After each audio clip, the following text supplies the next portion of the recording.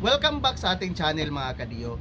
Ito po ang ating news update ngayong araw. Panoorin po natin ang video. Kung totoo na gusto nyong pauwiin si Zaldico, bakit wala pa tayo naririnig na galaw para kanselahin ang passport nito? That's number one. Di ba? Bakit wala pa pong gumagalaw? Ano pang hinihintay natin? At may mga sinasabi po na naghahatid ng bilyong-bilyong cash.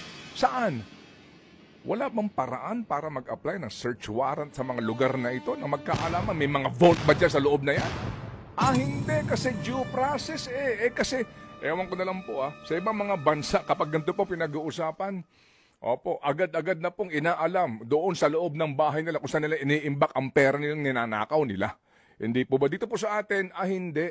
Due process pa rin. Sandali mga kapatid kasi ayaw natin ubusin itong ating oras sa pamamagitan po nitong ating pong mga pananaw sa mga isyong ito. Pero one thing is sure kahapon, okay, itong si Roberto Bernardo, limited at selective ang memory nito. True FM. Opo, limitado lang po ang kanyang memory. Selective lang po ang kanyang memory. Okay, kung bakit, mamaya pag-uusapan po natin tong isyong ito. But by the way, ang magandang balita ho pala, sabi sa atin sa Vince kahapon, yun daw pong kaap nagsabi na lahat daw po ng eroplano ni Zaldico ay wala pang na-de-register. Ibig sabihin, lahat daw po ay sa Pilipinas, RP pa ho ang mga tail number nito. Ito lang po ang ating news update ngayon mga kadiyo. And please comment down below kung ano ang masasabi nyo sa video na ito.